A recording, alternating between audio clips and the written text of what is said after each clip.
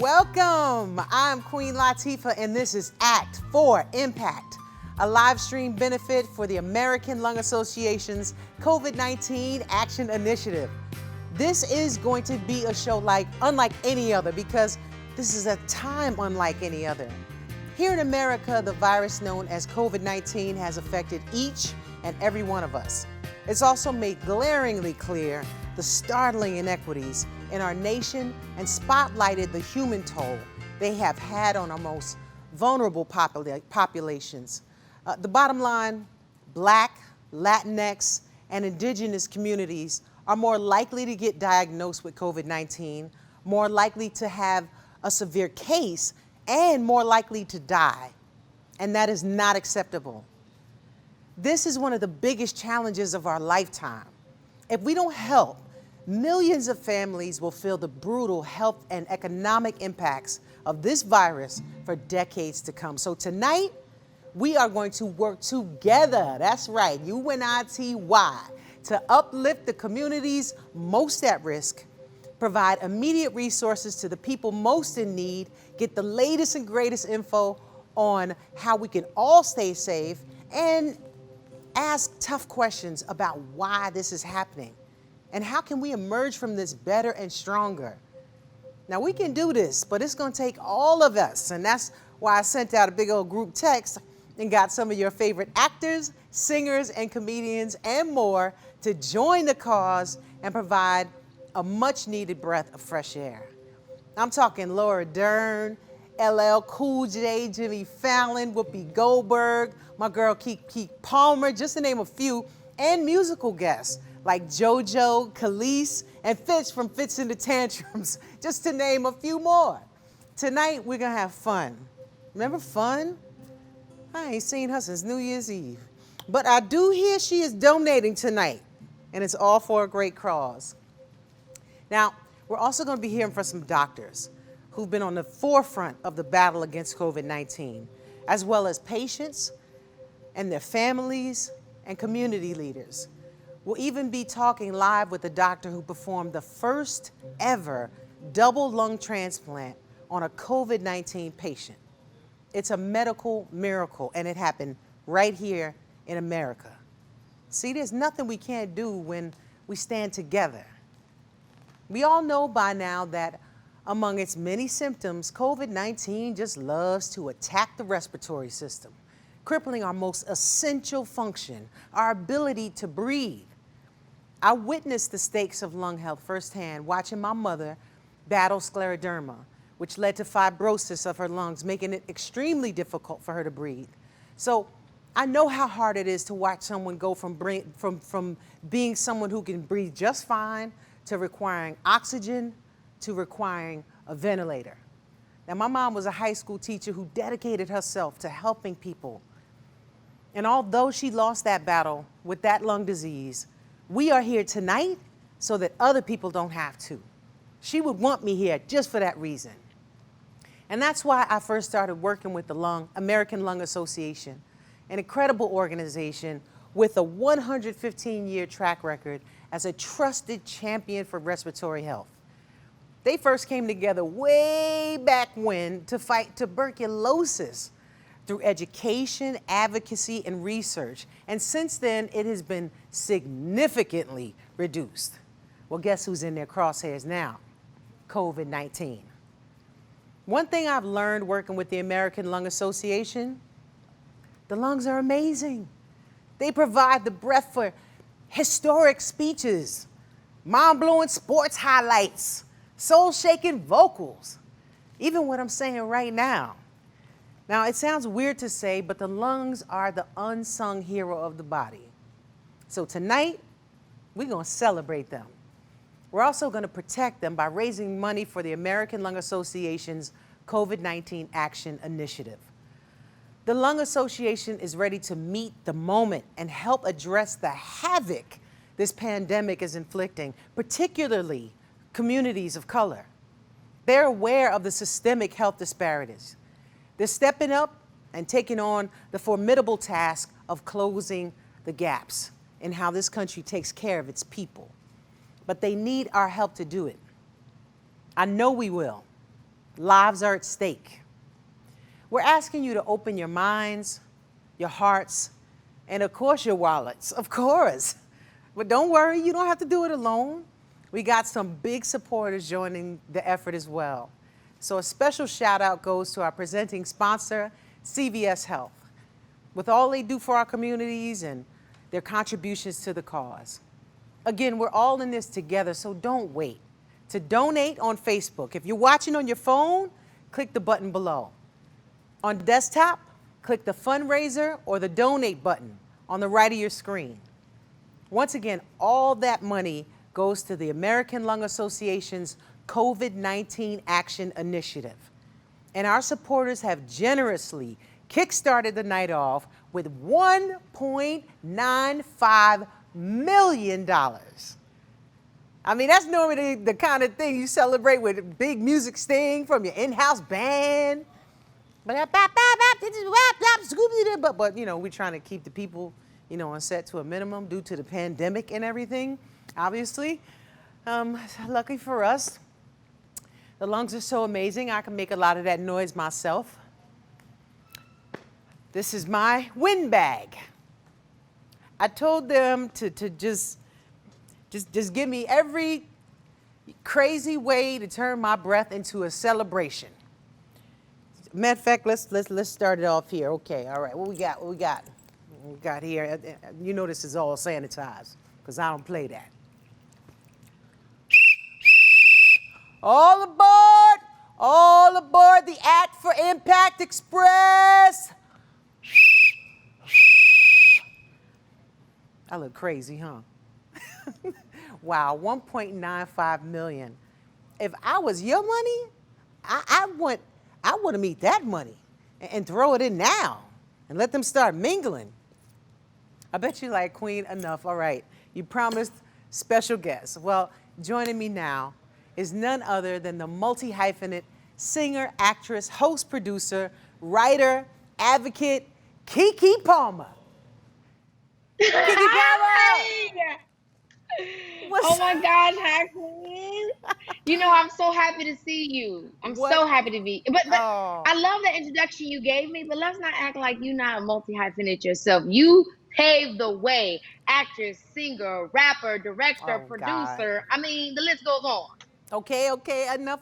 I forgot to say niece and daughter, since you did play that in a couple of movies with me. I mean, we've been related on screen for years. But listen, I know you are, congratulations. I mean, you rocked hosting the MTV Video Music Awards. I was like, look at my girl. You made that so much fun.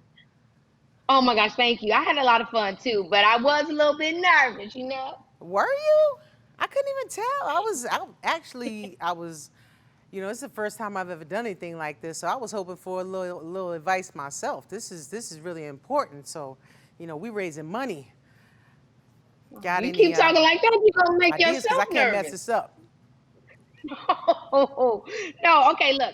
All you have to do is some breathing exercises. You know, the lungs have an amazing way of being able to affect your mood and your mental state. So let's just start with some breathing exercise. You're gonna breathe in. Okay.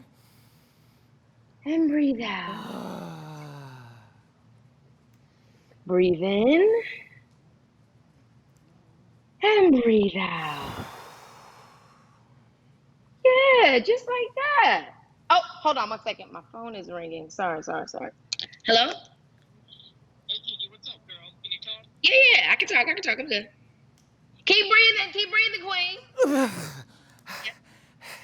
Well, God, well, thank you. Thanks for the advice. You're gonna do great. You're amazing. I love you. You're the best. Have fun tonight. Bye. That's you. Keep being active, girl. I'm so proud of you. Okay. Wow. Now that the lungs are all warmed up, I think I'm ready to do this. Let's take a peek into into the world of one of the most powerful power couples around. My man Dwayne Wade, and my girl Gabrielle Union. Hello, I'm Gabrielle Union. And I'm Dwayne Wade. And we are taking the Lung Flex Challenge to see how amazing the lungs are and how much you can do with just one breath. This is the Lung Flex Challenge dance-off. How long can you dance with just one breath? You ain't tell me we were dancing. Yeah, we're dancing. Show your best lung flex. What can you do with just one breath? Post it on social media with the hashtag LungFlexChallenge. And if you can, donate to Act for Impact and help improve the lives of those affected by lung disease and the pandemic. You gotta go first.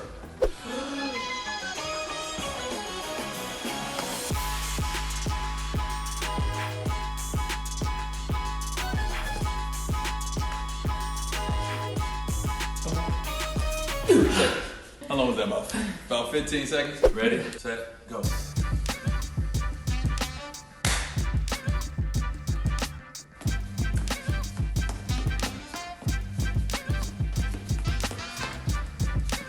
I could keep going. Okay, so one of us was a professional athlete with a lung capacity a lot better than me. Amazing lung flex challenge.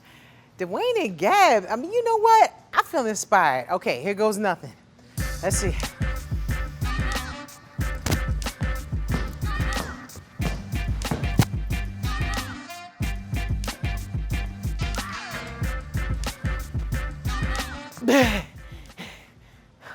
Okay, not too bad, right? I was just thinking, you know, what could I do with 2 breaths? Look, show us what you can do with just 1 breath.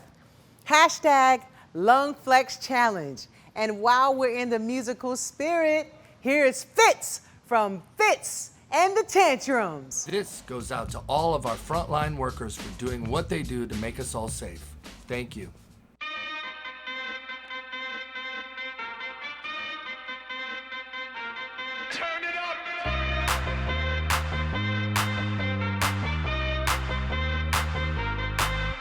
Somebody save your soul, cause you've been sinning in the city. I know too many troubles, all these lovers got you losing control. You're like a drug to me, a luxury, my sugar and gold. I want the good life every good night, you're a high on the hoe. Cause you don't even know, I can make your hands clap. Said I can make your hands clap. Somebody save your soul, cause you've been sinning in the city. I know too many troubles, all these lovers got you losing control. You're like a drug to me, a luxury, my sugar and gold. I want your sex and your affection when they're holding you close. Cause you don't even know, I can make your hands clap. Said I can make your hands clap. And every now when the stars come out, am I the only living soul around? Need to believe you could hold me down, cause I've been needing something good right now.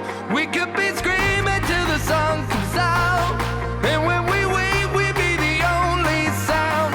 Get on my knees and say a Bridget Brown, that I can make your hands clap.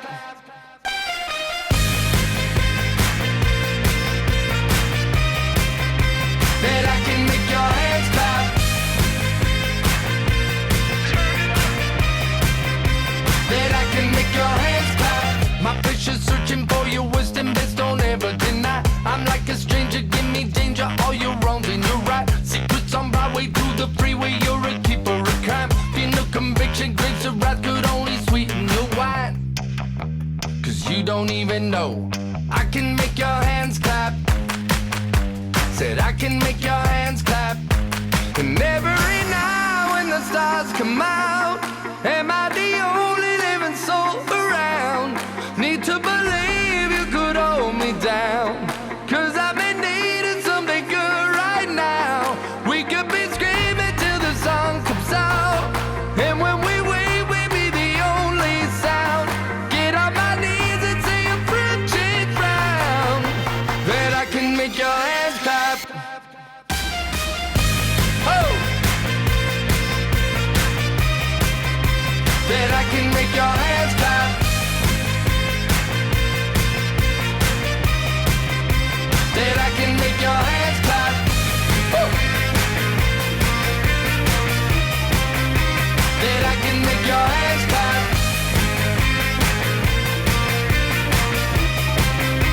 So can I get a hand clap?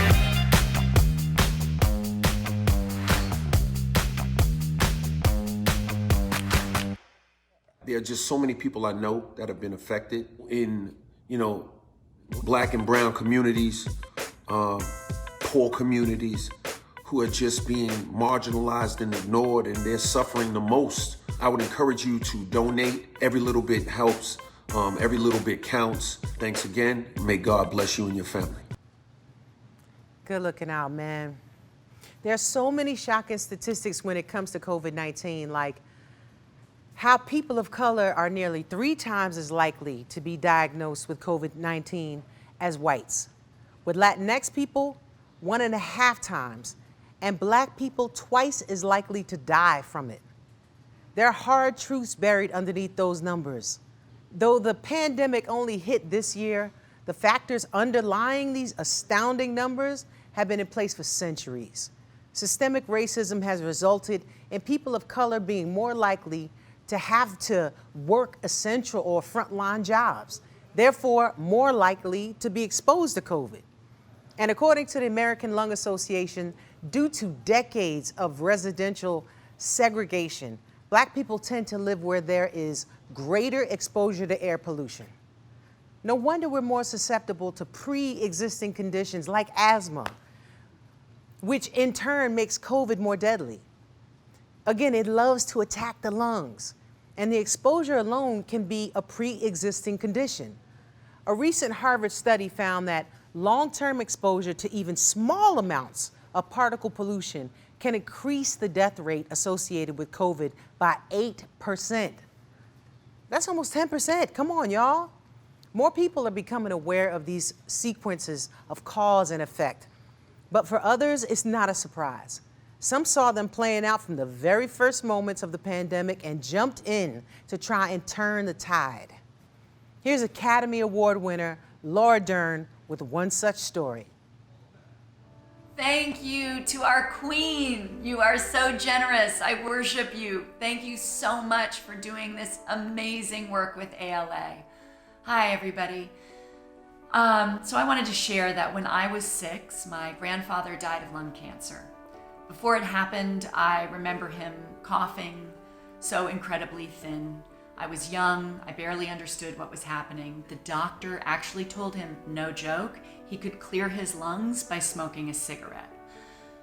Then, a few years ago, I had the privilege of playing author Cheryl Strayed's mom in the film adaptation of Cheryl's book, Wild. Cheryl's mother, Bobby, also died of lung cancer.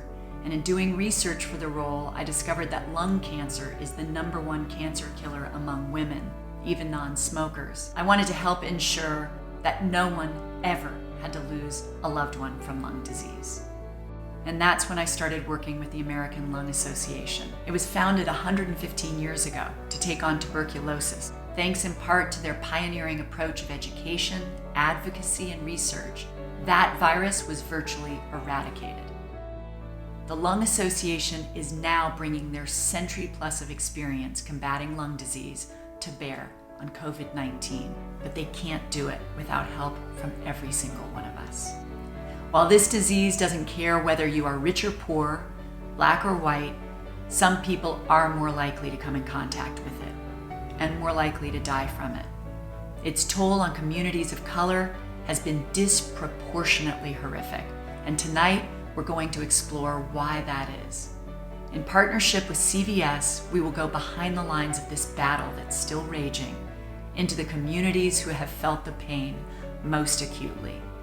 We'll meet patients and their families, the medical personnel who have put so much on the line to heal their neighbors, and the researchers looking for treatments and vaccines to finally turn the tide. Laura, you got me fired up, and thank you. Thank you for sharing your personal connection to this important cause. I love knowing that we have that in common. Listen, if you're watching at home and appreciate what the American Lung Association is doing, give them a thumbs up on their Facebook page. We all need a little validation sometimes. Once again, Laura Dern, ladies and gentlemen. The first person I want you to meet is amazing Dr. Juanita Mora.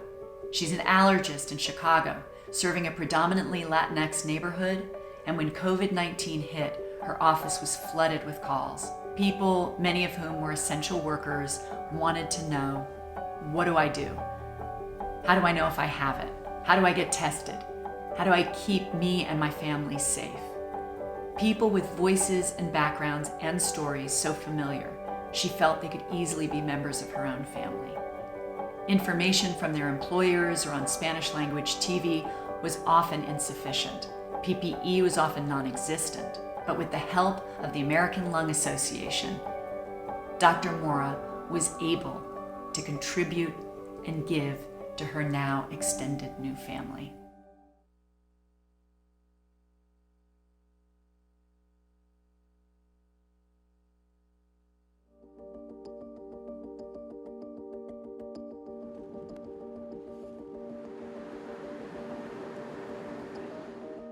It's the beginning of the pandemic. Factories start closing. There's deaths occurring all throughout Chicagoland and even in the suburbs. And I go on the news talking about asthma and what type of asthma is going to be highest risk for COVID-19 complications. And I go on Spanish TV and suddenly my phone goes absolutely crazy with all these essential workers asking, can she help us? They were the maintenance people in the hospitals, or they were meatpacking companies or grocery stores where all these outbreaks were happening. It was like, what do we do? Who can we turn to if we think we're infected or there's outbreaks in our work, and how do we take care of our family from there? I don't have all the answers at that point. A lot of my friends who have practices started closing, or hospitals made a lot of my colleagues close their practices as well. They said, you have to close, this is our rules, etc. I made the decision that I wanted to stay open because I saw too many kids and too many adults with asthma.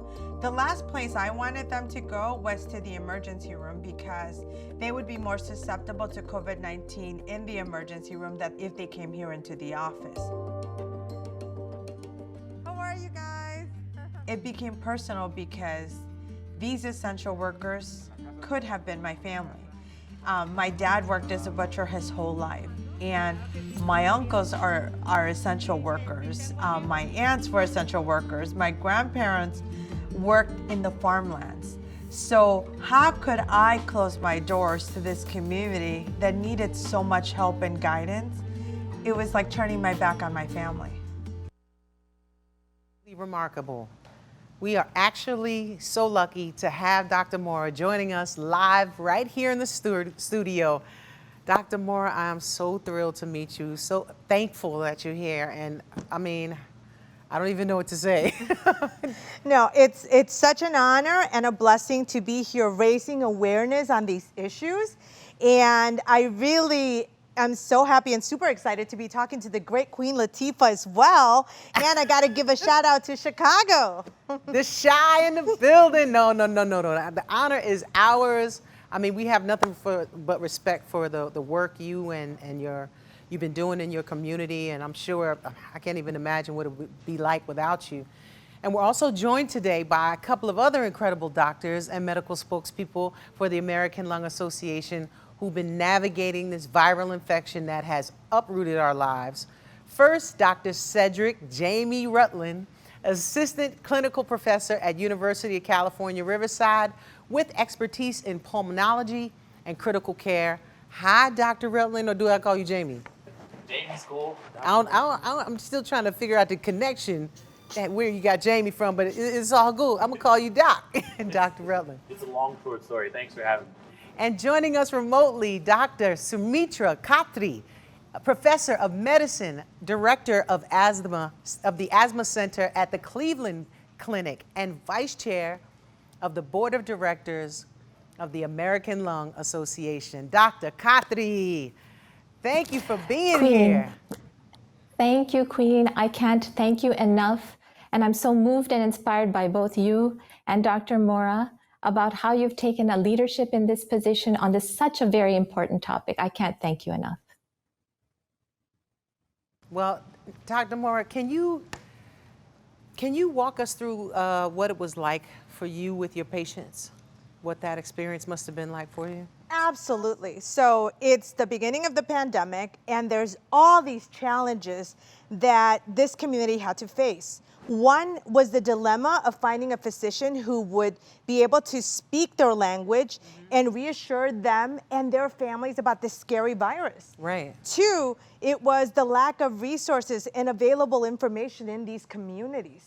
And three, the lack of access to healthcare. So as the pandemic broke through, there were all these outbreaks in factories, grocery stores, everything.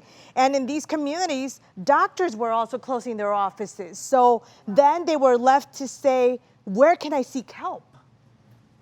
But what is it about you that made you stay? There's something about you that made you stay. One, I said, you know what? This could be my family. I'm a first-generation Mexican-American. I'm the first doctor in my family. My dad was a butcher, meatpacking company all his life. This became personal to me. I said, I can't turn my back on my family. I have to help guide them. That was the word. It became personal to her. It needs to be personal to all of us. We need to take each other personally and really care about each other. What do you think about Dr. Khatri? Yeah, absolutely. When I'm one-on-one with a patient, I don't think of them as a number or that they have a condition. They are family to me too. And I can imagine that when a patient comes in and they see someone who looks like them, whatever background it is or whatever similar background, that you'd establish trust and a therapeutic relationship that much more quickly. And that's what's going to get people better. Well, we have to address the fact that people of color are more likely to contract COVID-19. Dr. Moore, what are the factors that play into that? One is the people of color, these communities of color, are essential workers. They have been working through this whole pandemic the whole time. And let's talk statistics. When it comes to the African American and the Latino community, only 16% of the Latino community and 19% of the African American community are able to telework. That's 1 in 5 African Americans and 1 in 6 Latinos. Wow. Two, even though there was all this fear of this virus, we know that poverty levels are so much higher in communities of color. So they had to go out and work even if they were scared and pay their bills, feed their children. Three, communities of color live in multi-generational homes. So we love having our aunts, uncles all under one roof, grandparents. And because of this, it's almost impossible for them to self-quarantine or isolate as the pandemic was breaking through and not infecting everyone else. And when we talk these communities of color, I want everyone to know that they are the ones that have held us up all throughout this pandemic. That's right. They have put food on our tables for us and for our families, working nonstop. They took care of us, working in the meatpacking companies, the farmlands, the grocery stores, delivery service, among so many others. And today, we get to lift these unsung heroes up and give them a little for all that they've given us. Because to me, these essential workers and these communities are the beating heart of this pandemic. That's amazing. Dr. Rutland, what do you think? You know, it's not only working adults who are affected by this. Recent reports actually show that most children who have died from COVID-19 have been non-white as well, and it's likely due to the fact that their parents are the ones that are out there putting themselves out there working. Wow. It's deep. This is really, really deep. So we need you to dig deep, everyone, because, I mean, sorry, when we talk about the kids, that really, really, really, it not only hurts, but it makes me so angry. Yeah. It makes me so angry. This is one vicious virus, but we can all come together to fight it. We can all make a difference. So let's go now deeper. Let's dig deeper with a focus on one family who sought out Dr. Mora for help after essential work brought them face to face with COVID.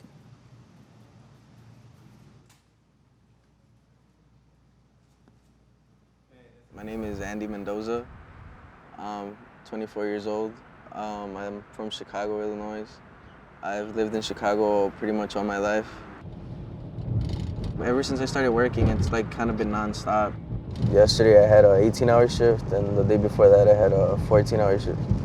I've worked as a cook and at factories, driving. When you have a lot of jobs, your schedules just always work, really. For me, it's really difficult to find a job that I can maybe do from home. I don't have the resources to have that setup that you need. That's not an option. I see that more as a privilege, really. I try not to stress myself about the virus, COVID, although it did impact me and my family like directly. That very first week I got hired at the dollar store, they let me do 2 doubles in a row, you know, and I'm used to, you know, working and my body's feeling like sore, like I had a headache, I feel sick, it was horrible. And I finally get home and I just get in my room and I just lay out like how I was dressed, everything, and I just knock out completely. Like my body was just so over it. Literally a couple days after that, my mom started up with a cough. That's when everything kind of like kicked in, like everything was kind of like started to become a little more real, you know? Some of the inequities that we saw in the brown and black communities were the lack in the workplace of PPE and social distancing, and even areas where they could hand sanitize or hand wash. A lot of them were told, well, if you want to keep your job, these are the conditions. We're not going to change them. This is your job. They have to make their paycheck so they could feed their families, feed maybe their parents, everyone else too. They had to, I believe in fear, work.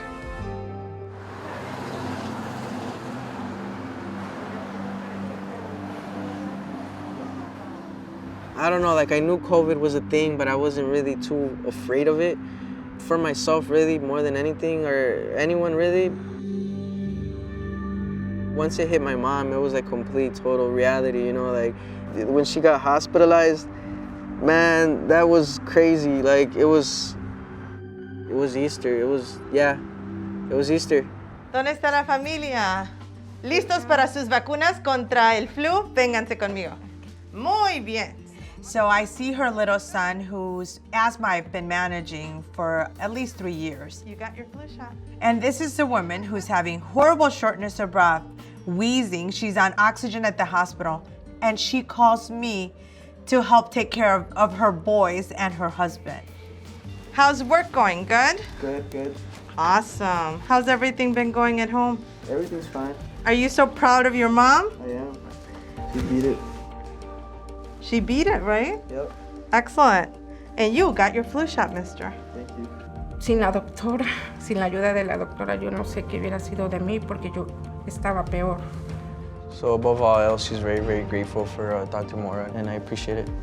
Thank you. Like I knew she was gonna overcome it. Like she had to get over it. Like I was more concerned about like what the medical bill was gonna look like, you know? Communities of color definitely are at a disadvantage when it comes to obtaining the best healthcare possible in this country. Entonces, pues agradecerles porque pues gracias a ellos tenemos los productos que nosotros tenemos que comer diariamente. They've been working really, really hard so that everyone has food on their table and that they serve their clients with pride every single day. This is our chance to really bring these worlds together and say, these are the worlds that, you know, saved us through this pandemic. They are our essential workers and our healthcare workers, and they need to be taken care of. Wow. Absolutely. Absolutely. Dr. Mora, the way you stepped up for this family and so many people like them is no less than heroic. How are you and the Lung Association addressing this community's vulnerabilities? Well, first of all, we know that, especially at the beginning of this pandemic, there was a really lack of knowledge and availability of PPE. Right. So the American Lung Association donated 500 masks, and we went into the community and masked up these essential workers. We went to grocery stores, the paleta man, the corn man, and the bakers, and it was so wonderful to actually put masks on them.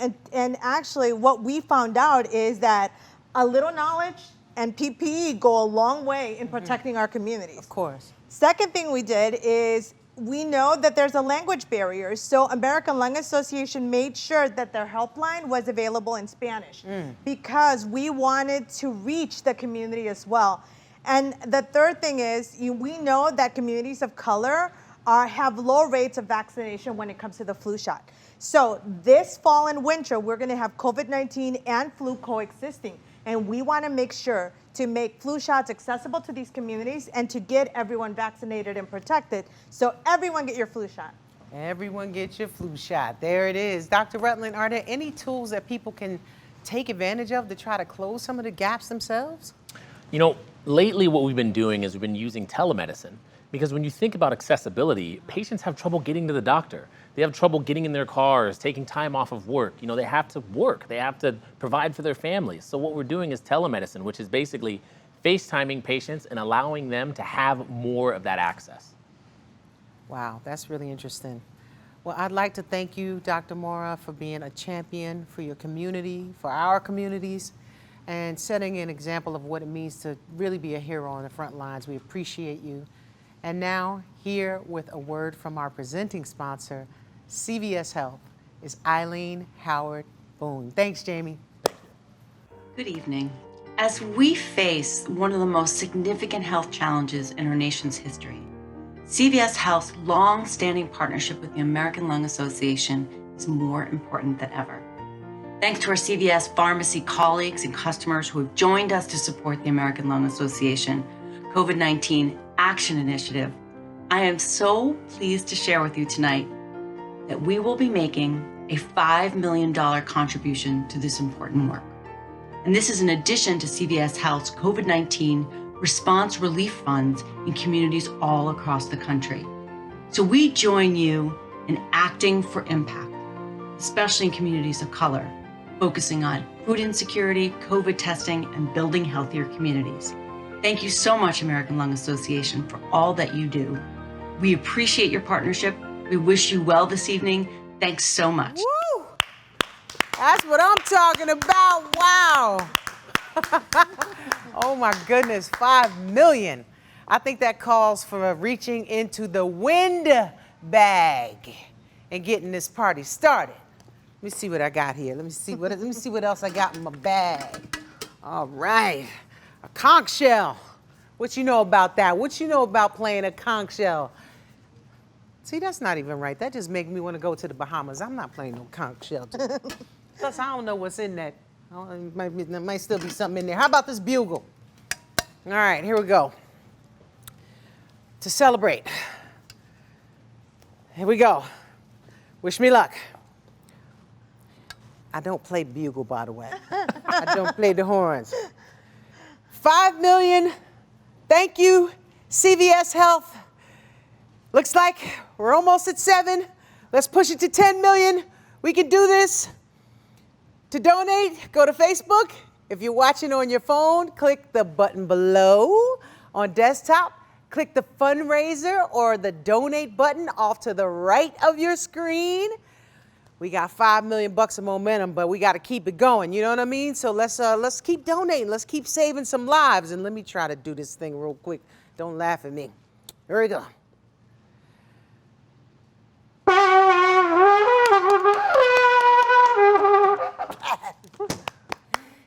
Thank you. Woo! Thank you.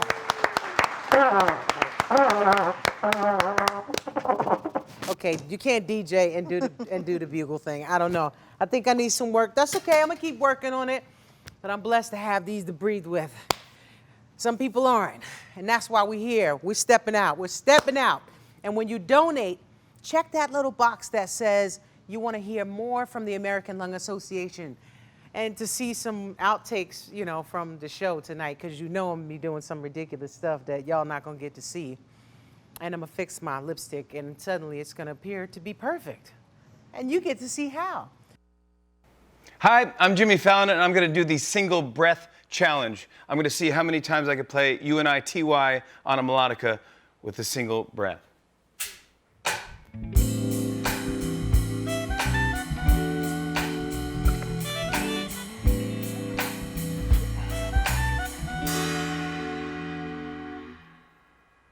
Is there an on switch?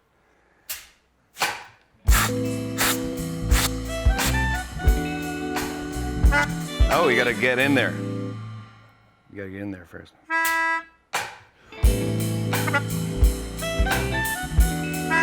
Sorry, here we go.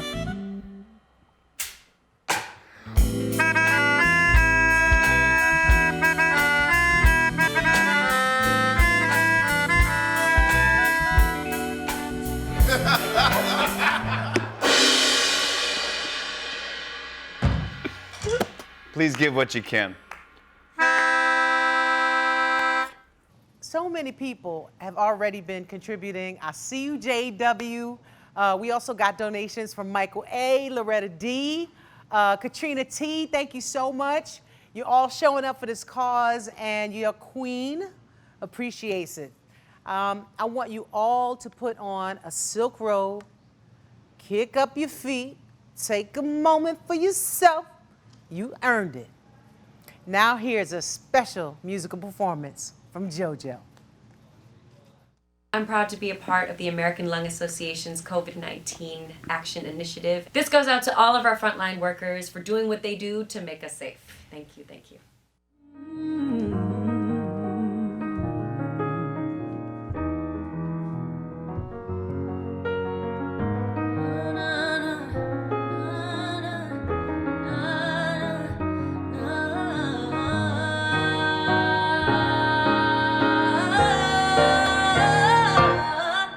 Trying to fix myself in other ways.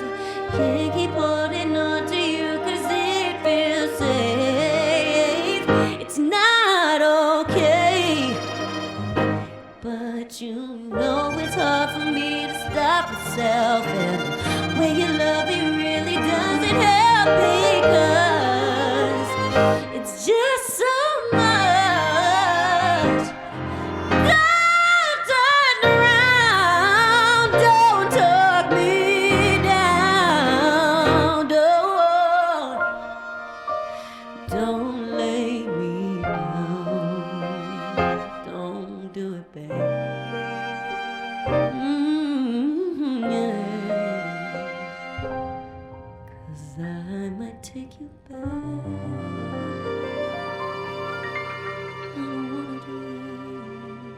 Hi, I'm Asia Martin from the Second City. Thank you so much to the American Lung Association for having us. And shout out to Queen Latifah for reminding Black girls everywhere that we are royalty. We love making people laugh, especially in times like these, to celebrate our humanity and to remind everyone else of our resiliency in the face of discrimination in medical institutions and beyond. Whether you are in a limo or a bus, you deserve quality.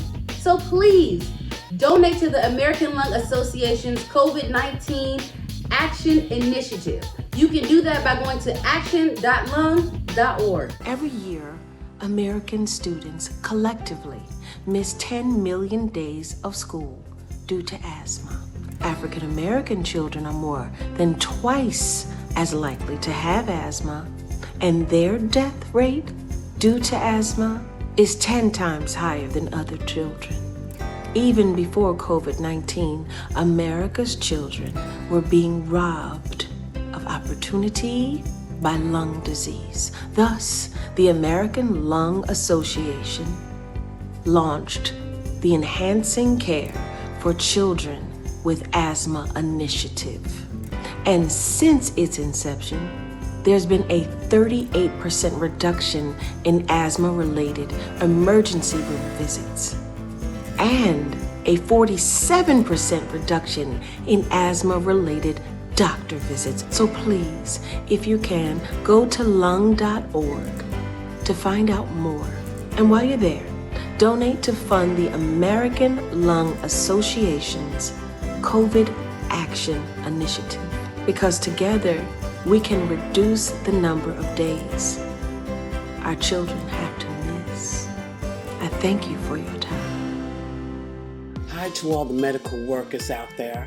What you all have been doing and going through this year in responding to the pandemic is absolutely unbelievable. PPE shortages, quarantining away from friends and family, having to hold up phones so patients can say their goodbyes to their own families at the end. The fact that you keep showing up and keep trying to keep the best care going, trying to learn about the best ways to fight this crafty, cruel new disease. The word hero is not strong enough.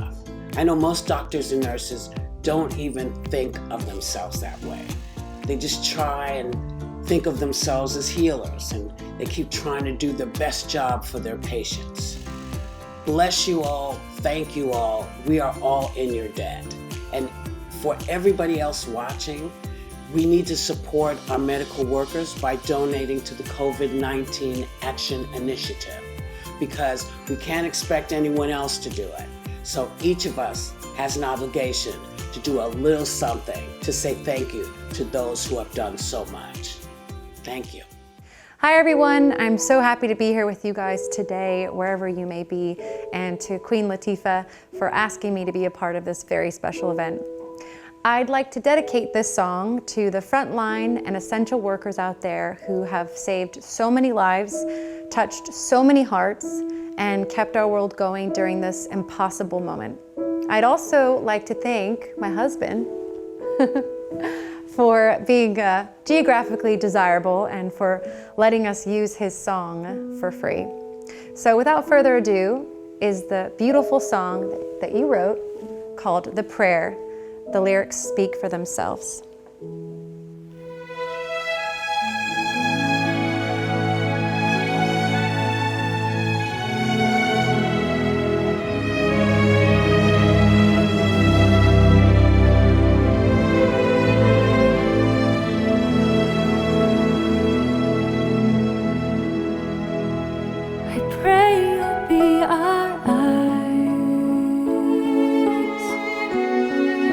And watch us where we go, and help us to be wise in times when we don't know. Let this be our prayer when we lose our way.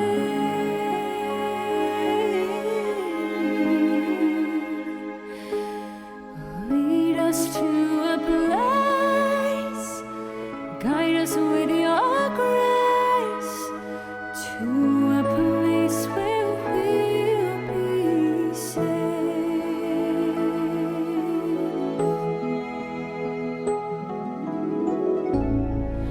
I pray we'll find your light and hold it in our hearts. When stars go out each night,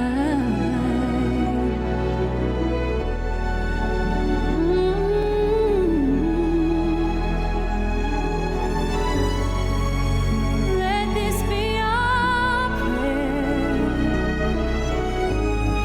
When shadows fill our day, lead us to a place, guide us with your grace, give us faith so we'll be safe.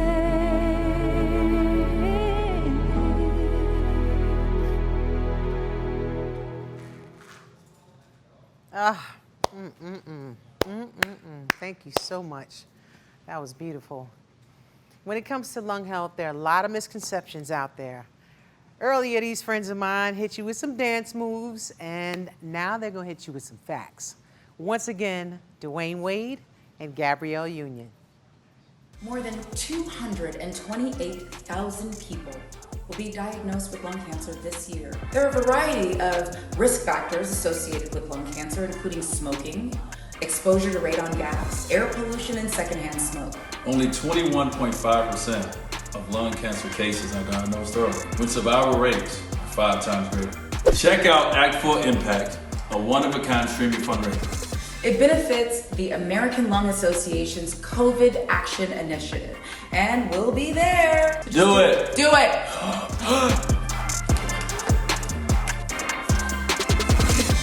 That was good. Flu shot season is upon us, and while vaccines have become a part of our routine, they are not universally welcome. I know I can raise my hand about being a little skeptical about a future COVID-19 vaccine. And I also know I'm not alone in this skepticism. Historically, Black people have felt distrust when it comes to medical science, and there are legitimate reasons for that distrust. The Tuskegee experiment and Miss Henrietta Lacks, for example, they come to my mind. So how do we bridge the gap and establish trust when it comes to receiving the COVID-19 vaccine? Well, it starts by opening up the conversation. So right now, let's discuss the realities when it comes to vaccines. I'm joined once again by Dr. Rutland. Thanks for having me again. Appreciate that. Welcome back. I love your red glasses. And there's my thing. First off, I don't want to talk about, the medical world and Black people like an either or situation, because it is definitely not that. We have doctors, obviously you're a doctor, so we have people who are in the medical sciences, but we do have to establish some way of figuring out how to make an informed decision of some sort when it comes to vaccines. And there will be one coming down the pipeline, I'm sure, at some point. Flu season again is upon us, so people are kind of trying to figure out how to weigh it, what to do. What do you think? From our community's perspective, the Black community's perspective, we first have to acknowledge the foundation of mistrust from the Tuskegee experiments, right, that took place years ago, in which people that look just like me, Black men, that's right, were given syphilis, and we were looked at and seen what effects were we going to have as a result of that, even though there was a cure for this disease. Get me a script. Right? Yeah. Nowadays, we know that there are clinical trials, there are safety protocols and guidelines, and then you have the public, social media, right? Media, of course, who are always checking and making sure that things are safe. So as we move towards that, understanding that things are safe and are going through the appropriate clinical trials, we have to begin to trust that therapies or vaccines that are offered in the future are going to be effective. So I think the hope is that because there's so much information out there and so many eyeballs on a situation, they won't be able to get away with it the way they could back then. And there won't be that lack of transparency as there was. And we've even had people come out and admit that they're still using Henrietta Lacks, and they'd like to do something for her family finally. So even that is some progress, but I think that comes from what's happened with COVID and it exposing all these healthcare disparities and what's happened in our past. So, I appreciate you, acknowledging that has to be acknowledged. So, but ultimately you say, as long as everybody's looking at it, as long as everybody's sort of questioning it, then eventually we'll get the truth out of it and we'll get what we really need. Yeah, it's not really that people are questioning what's happening. It's more of that, even though we're being really efficient and really, I guess, fast, so to speak, in producing a vaccine, understand that the safety guidelines that have been put in place haven't changed. We're just doing a lot of things simultaneously. That's number one. And number two, once this vaccine is produced, we have to make sure that it's distributed in an equitable type of way. Everybody has to be able to be offered this vaccine. Yeah, I think that's what's making everybody nervous. It's like, okay, are the people who with money and power going to get the vaccine? And what's going to happen to, again, Dr. Mora's patients, your patients, everyone who's been out there on the front lines. To kind of bring it back to you, because this is a lot to unpack, and it's a lot for anyone who's watching right now to try to figure out. Is it sort of what we're saying is that, okay, if you get a flu vaccine, that's one less thing you have to deal with if COVID is coming your way. So hopefully you can be protected against the flu, which will give you a stronger chance if you happen to be diagnosed with COVID? That's a way to look at it. And so what I would say is when you obtain the flu vaccine, what you're actually doing is you're allowing your immune system to become efficient. So what I mean by that is once the immune system sees pieces of a virus, it's allowed to create an appropriate defense system so it can better handle when it sees the entire virus. So you just want to reduce the severity of illness. A vaccine is not a force field. Right. It doesn't mean that you're not going to get the condition. It means when you do get the condition, you're better prepped to be able to deal with it and fight it. Well, what can we do to just boost our immune systems? There's got to be some things we could do there. Yeah, there are definitely things that you can do there to sort of boost your immune system, so to speak. I think the most important thing is to eat the healthy things, right. Eat the vitamins, eat right, and aerobic exercise, 20 minutes a day, cardiovascular exercise, does make your immune system more efficient. Thank you so much. All right, well, next up, an extremely talented young singer, songwriter, sending her love from the Great White North, our girl Ruth B.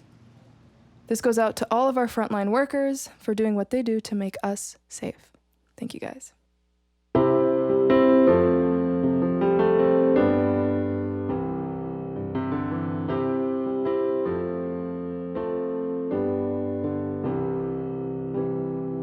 Late nights, are you sleepless too? Wide awake in the starless blue, staring up at the ceiling. Do you feel what I'm feeling? Little fights at the weekend, do you love me better when I'm not with you? We were built like concrete, I used to know your heartbeat. The light has disappeared, the dust has settled here, but still I want you near. I've been waiting for that slow fade. Ooh, kinda hoping that you won't stay. Ooh, there's no color in us lately, and it's too hard to say. I've been praying that we'll lose our love in slow fade.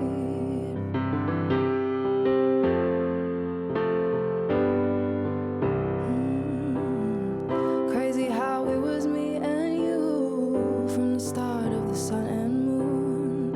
Held each other through it. We were young and foolish. Now we're dancing like we're done. We found the end of the moon and sun. Was it always like this? 'Cause now it's always like this. The light has disappeared, the dust has settled here, but still I want you near. I've been waiting for that slow fade. Ooh, I'm kinda hoping that you won't stay. There's no color in us lately, and it's too hard to say. I've been praying that we'll lose our love in slow fade. Maybe I'll find you again, maybe I won't. I think for now that it's best if we let it go. I hope you get all you want out of this life, even if it's not with me by your side. I've been waiting for that slow fade. I'm kinda hoping that you won't stay. There's no color in us lately, and it's too hard to say. I've been praying that we lose our love in slow fade. I've been praying that we lose our love in slow fade. I want to thank everybody for tuning in and for donating to ALA. Dana, congratulations. This is an amazing event. I'm so happy you exist. You're doing so much good in the world. And if you have any doubt about donating, please donate. Even $5, $10, whatever you can afford. I know this is a hard time for so many Americans, but I want you to remember how unequal our system is. And, you know, all COVID has done is expose how vulnerable Black and brown communities in this country are. And as we know, COVID affects the lungs most of all. So your money is going to a great place. It's going to really worthy causes to equal the playing field in our healthcare system. Congratulations, Dana. I'd like to give a special shout out to all the frontline essential workers. I just want to send love to you and let you know that we appreciate you and your sacrifice doesn't go unnoticed. Thank you. COVID-19 may not be here to stay, but masks are. I mean, they become a part of our everyday fashion. People have even recycled old household items to make them. Joining me now is Olympic figure skater Adam Rippon, who found an innovative way to turn something old into a brand new mask. What's up, Adam? Welcome to Act for Impact. Boom, boom. Boom, boom, So, boom, boom. Little hip, him, You know what I mean? Well, one, it's so nice to meet you, and thank you so much for having me here at this incredible benefit. I can't even believe you're here. Like, you are so amazing. I'm trying not to. I know, I'm also go freaking out. Yeah, I'm freaking out, but I feel like we're gonna have a lot of fun. I think we are going to have some fun because, of course, speaking of masks, you had a very creative idea of your own to make a mask using something a bit unconventional, some very unconventional materials. So I was watching videos of people make like face masks at home, and I'm just like, I don't have elastic. I don't have a sewing machine. I don't have spare cotton. They're doing construction on the unit next door, and I'm trying to talk to my friends. Thank you. Well, basically, I made a face mask out of old underwear. Then I like made ear holes and stuff.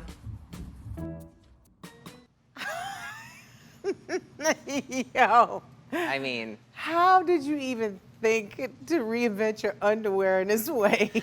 you know, I just want to say that I think a moment of genius came over me. That's right. And of course. I just thought, you know, it stemmed from just trying to save the planet and a little bit of boredom, but I do want to set the record straight.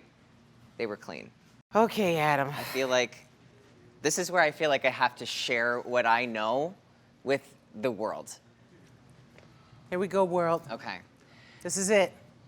I know. So, you've been waiting. Let's go. We have been waiting, so I'm going to show you how to do this. I do want to say that these are, if you're going to do this, they should be clean, as I stated before. And in this case, they're new. Also, the CDC does recommend that if you're making a homemade cloth mask, it's at least 2 layers. So 2 pairs of underwear would be ideal. I've thrown them on the floor. That's also not how they would like that. And you just cut the crotch out. We sterilized this floor, don't worry. I believe it.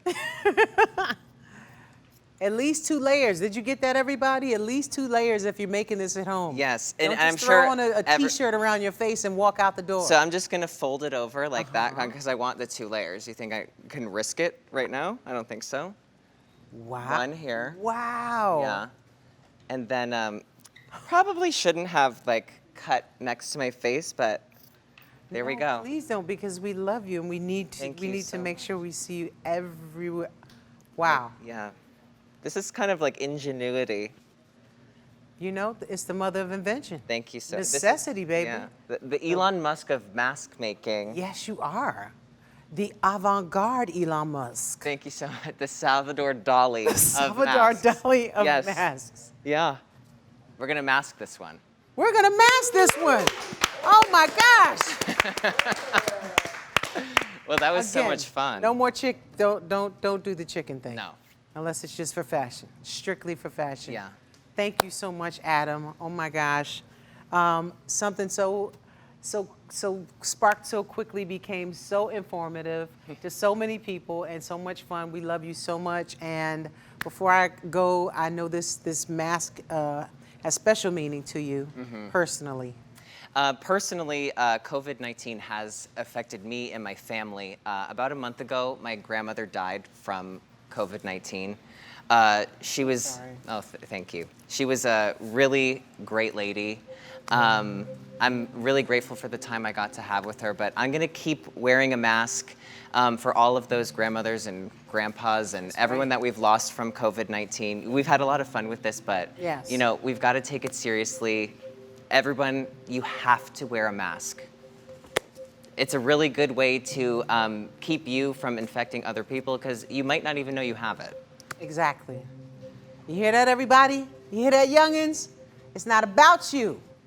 It's about you and your family, who you love. Thank you so much, Adam. Thank you, Queen. I Love you greatly so much. appreciate Thank you. I'll be rooting for you. Every Please. time I watch you, I'll be screaming, and I'm going to scream extra loud now. Thank you. And I might go home and do a couple things. I think you might have some underwear I definitely on have dock. some Yeah. that they're not getting no run. They're not getting much burn. No. So I might as well hook them up and yeah. repurpose them. I love that. Thank you so much. Thank you. Thank you. Thank you. And thank you to everybody out there donating. Thank you so much. People like Mabel H., Roxy M., Avar C., thank you so much. It's especially meaningful right now when so many people are going through hard times. We've all had to make so many sacrifices this year, including just simply staying home. I mean, Adam had to hear all that daggone construction, but look what we got from it. You know, everybody has to make some sacrifices, but let's hear from some other people who've had to make some sacrifices.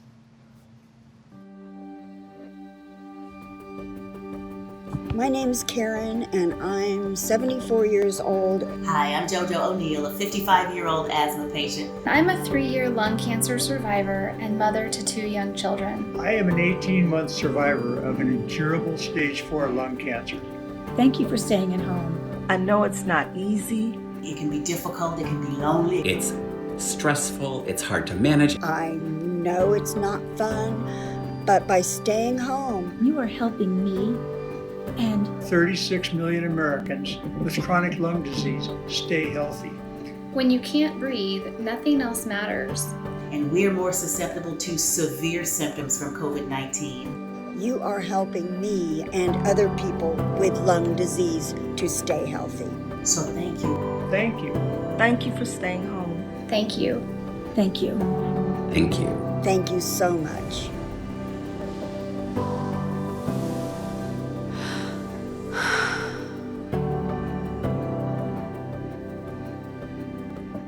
Now I would like to welcome my good friend Vivica A. Fox. Big Viv! Hey, girlfriend, hey. Oh, hey, my love. Thank you so much for being with us today. I'm so glad that you are feeling okay, number one. I know you had a crazy week. I absolutely had a crazy week. Last week, I missed the Emmys because I got a false positive result. I did a self-administered test that was sent to me, and I had no symptoms. I didn't feel bad. I felt perfectly fine. I had tested negative 4 days before that, working on another project. And when the false positive, when the report came, I mean, it literally blew my mind. I'm so glad that I have such a wonderful team who loves me and supports me, who honestly said, how do you feel? Are you ill? And I said, no, I'm not. They said, we will order a second test for you, done by a professional. So those results came back on Tuesday, the day after the Emmys. So I miss congratulating Zendaya and Regina and all of the other wonderful people, girl. And it was scary. It really was. I know that had to be so scary. It was. And I was looking forward to you doing that. Girl, you know I was ready to set it I was off. like, Viv is about to set it off on this thing. You know, I love watching you. I mean, you know, we've been friends for 20 plus years now since Set It Off. Yes. But I love watching everything you do. I mean, everything you do, whether it's your acting, whether it's your hair. And I knew you was going to rock the Emmys because you've been showing me how to look fly for all of these years. So I knew it was going to go down. But I'm glad that you are here, and I'm glad you're safe, and I'm glad you're healthy. Yes, me too.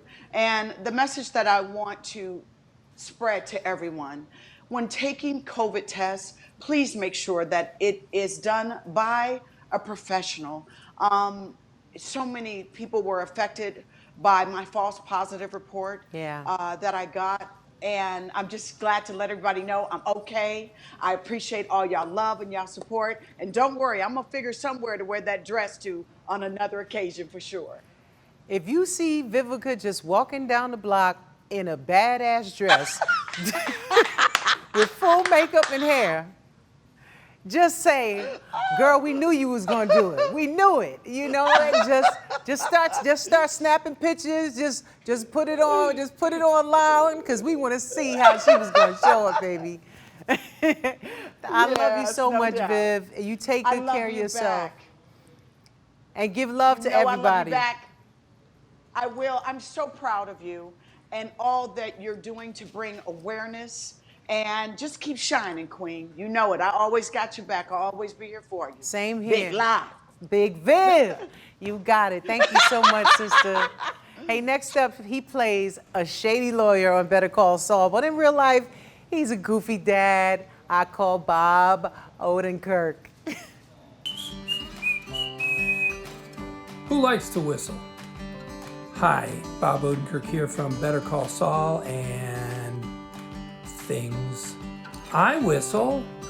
Well, I'm a dad, so what else you gonna do? Whistling was probably the first kind of musical expression to ever make anyone else say, please stop making that noise. After that, they invented the banjo. But the point is, you need your lungs to whistle. You need to be able to breathe, folks. The serious side of this is there's a lot of great medical personnel who've been working tirelessly to keep us all safe and healthy. One person of that ilk is Amelia Barone. She works at the Edward Elmhurst Health Corporate Center in Warrenville, Illinois, which is right next to Naperville, where I grew up. Amelia recently graduated with an associate's degree from College of DuPage, and I went to school there too. Well, she couldn't have a ceremony, so her co-workers threw her a little party. There's a lot of great people like Amelia out there showing up every day to keep our communities safe and to help prevent future outbreaks. So won't you help them out by donating to the COVID-19 Action Initiative? You're gonna make their lives better, you're gonna make your lives better, and you're gonna make it possible for dads like me to whistle tunelessly. Thank you. Thank you again, Queen. Thank you, everybody at home. And just a reminder, as we all continue to remind each other and ourselves, let's keep each other safe and healthy. It's not complicated how to do it, and it's not political. Let's wear masks, let's be socially distant, and let's be a true community. Thank you. A huge factor in lung health is not smoking. We all know that smoking is bad. You don't need to tell us that. You know it, I know it, we all know it. But vaping carries risks as well, and it's particularly prominent among young people. So I'm joined again by Dr. Rutland to discuss these risks. Doctor, before we get to COVID-19, how detrimental are things like e-cigs and vaping? How widespread is it?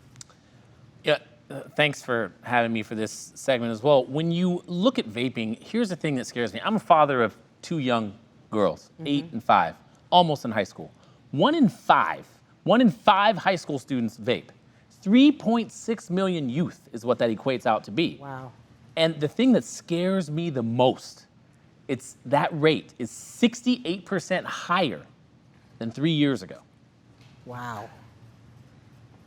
Wow, that's crazy. And despite all the billboards and of course the anti-smoking promotions, cigarettes and vaping are still prevalent in many American lives. And on top of that, we add COVID-19 to the mix.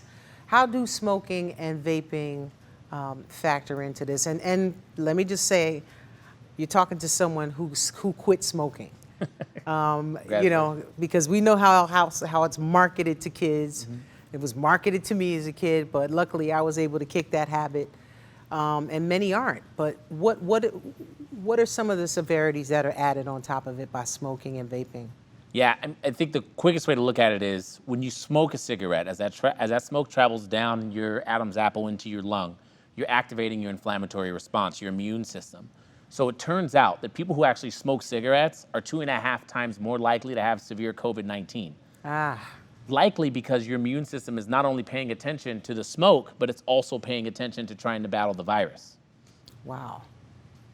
That's brilliant. I mean, the body is really just trying to do what it naturally does, which is brilliant. You know, it's like, hey, wait, what's that? No, stop. I'm trying to save you. It's amazing. Well, for those who are interested in stopping smoking or vaping, what techniques or routines or practices do you suggest that they try? You know, those interested in quitting smoking should identify their triggers. What makes them want to smoke? What gives them that feeling of smoking? What's the emotion behind them smoking? You also might want to refresh your space and find new hobbies that can take you away from smoking that cigarette. We at the American Lung Association, we have 2 programs, one for adults, which we call Freedom from Smoking, and then we have one for children, which is called Not on Tobacco. Right. And those programs are very effective. The reason we have programs like that in place is if there's one thing we want people to know, especially kids who can feel alienated and isolated, we want them to know that this journey is not a journey that you have to battle alone. Oh, we definitely want them to know that because, you know, even quitting is something you don't have to do alone. You can do it alone, but you don't have to do it alone. So if you and your friends are vaping and you want to quit, you can do it together. You know, you do all that other crazy stuff together. Get healthy together. Let's go. Come on. And if you want to find out more, please visit lung.org, where the professionals will do the speaking. And speaking of things that are good for you, here she is, Milk. Hi, everyone. I'm Connie Lim, and I perform under the artist name Milk. I am so proud to be part of the American Lung Association COVID-19 Action Initiative. I hope that some of these songs will inspire you to give whatever you can to help this association achieve their goals of serving underserved communities and giving them the resources and attention that they so deserve. And I want to give a special shout out to all the frontline workers out there that are doing the work to keep us safe. Thank you, thank you, thank you. And I hope you enjoy the music. I can't keep quiet. No, I can't keep quiet. No, one woman riot. No, I can't keep quiet.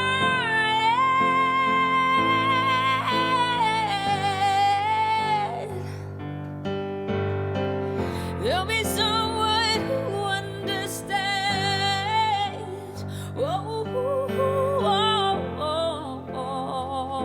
Yeah.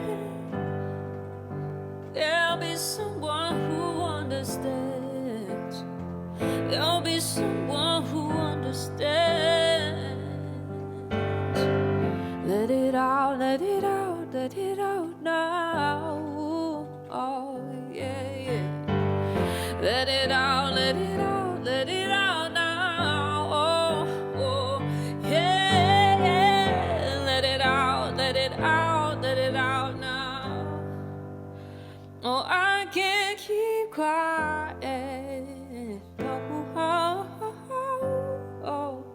Oh, I can't keep quiet.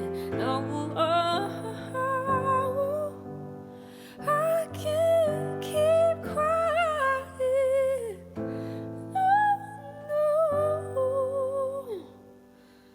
No, I won't. No, we won't keep quiet.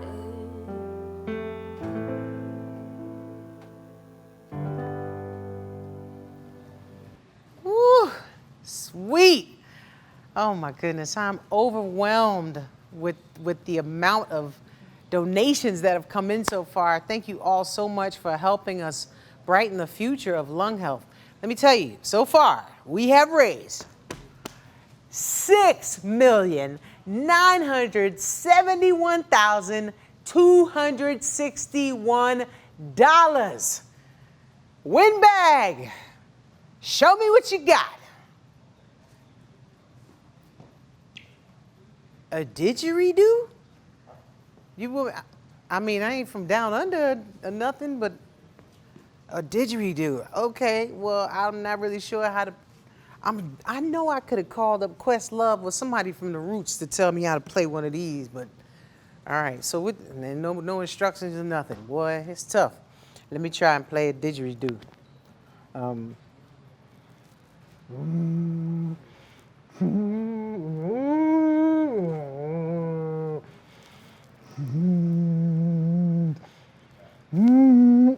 don't think I'm good at didgeridooing. I don't think I'm didgeridooing it right. But, you know, it's good for a back alley. I'm just not in a back alley. You know, oddly enough, no joke, a study found that a didgeridoo can help with moderate sleep apnea. So at least I'm gonna sleep good tonight. Listen, these donations are coming from everywhere in the world. I'm talking about superstar donors like Nita S. We've also got Tanisha C. We got Francisco D. And we got Teng S. It's gonna sound insincere when I say it, y'all, but I want you to know that this really, I mean, you really complete me. Thank you all so much. But we got to get to that $10 million mark, so let's keep donating. And once again, thank you to our presenting sponsor, CVS Health, and Eileen Howard Boone from CVS, who we heard from earlier. We still got a lot more show from you. And we'll be hearing from friends like my girl Monica and Harry Connick Jr. and Khalees and more. Who would have thought so many people were this enthusiastic about respiratory organs? It's almost like people are sick of this pandemic and are concerned about their fellow human beings. And now coming to the stage is one of the funniest comedians on the planet. I don't know how good he is at didgeridoo, but Affion Crockett is in the building. What up, Queen? Yeah, this is to keep us socially distanced. Are we dapping? Virtual? Yeah, you know what I'm saying? All that, like knees. We doing it all. I like that one, and I love the green sneaks. Appreciate you. Yo, your swag is right. I see you. Let me get another pose. Yes, and I think we need a third. That's what's up. Well, please come sit down. Can I sit? Okay. Yeah, you can sit way in that corner over there. Like I do on my mom's couch. Yeah, that's right. You can sit however you like. I don't know what I'm supposed to do with this thing, but I think you're supposed to I'm hurl it. Like I'm gonna leave it javelin. right there. I could javelin it. I definitely would hit somebody with it. Facts. And then I'd have to break them off something. I ain't breaking them off during the pandemic. It's not a good thing. I'm not. so happy to have you here. You know, it's just looking at you makes me want to laugh. I had to pull up for you. You know what I mean? Oh my gosh, I really appreciate you. I mean, over the years, you have given me so many gems. Hemi, as a man, as an artist, and I just wanted to give you your flowers. Listen, we've been having a lot of reasons to shed tears through this pandemic, but this man had me shedding tears of laughter. I was on my back watching them. You have to give me a message. I got to give you a message from my your girl. Your favorite, Dr. Maya Angelou. Wait, look, hold on, let me get my lungs together. Okay, all right. Wow. My darling Queen. Queen, you go by many names. Your closest friends call you Dana, I call you my niece. Stop! You're such a darling, you're such a giving spirit. I can't You're take here it. for a great cause. I cannot. You know, the crazy thing is I love Dr. Maya Angelou, and I would talk to her on the phone sometimes, you know, from down south, and you sound exactly like, I don't even know how you do it. The thing about it is I try to channel those people that I know that I can kind of get their voice, But once I get the voice, I'm not trying to be funny. I just want to sound like them and reverence them in a way. You know what I mean? You do, and you absolutely did. I mean, that little extra little breath you put in there. You got it. Yeah. Listen to you. Listen, I'm trying to learn from you to give you reverence. Come on, Phil, Queen. pitching it right back. I'll take it. I Listen, appreciate you. I appreciate you coming here. I know all I can say is thank you for keeping us smiling, keeping some joy in our hearts, because this has been a very difficult time. COVID has devastated the Black community, the Black and brown communities, of course, indigenous communities as well, and white folks as well, you know, just all over the world. And so to have just a moment of laughter and joy, thank you so very much. We really, really appreciate you. Thank you for receiving it. I got more in store for you. Man, Absolutely. what? Mr. Crockett in the building. Y'all better respect your Crockett. All day, every day. Crockett, okay? He gonna tell me a little something about my didgeridoo later, but right about now, from the band Ex-Ambassadors, here's Sam Harris. It's Sam from Ex-Ambassadors here, and I am very proud to be a part of the American Lung Association's COVID-19 Action Initiative. I hope that this little show that I'm going to do for you inspires you to give whatever you can to help them achieve their goals in helping serve underserved communities, to give them the relief and attention they desperately need and deserve right now. This goes out to all of our frontline workers. Thank you for doing everything that you're doing right now to keep us safe. We appreciate you so much.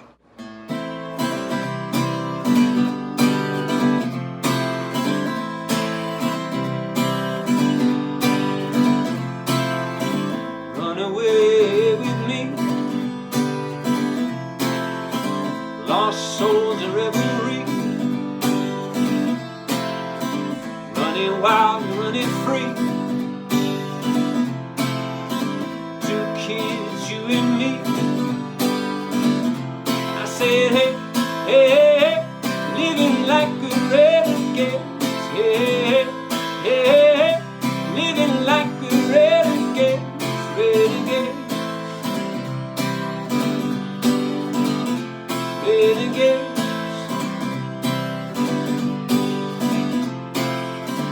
Long live the pioneers. Rebels and mutineers. Go forth and have no fear. Come close and let it in. I said, hey, hey, hey, living like a renegade. Hey, hey, hey, hey, living like a renegade. Renegade. Renegade.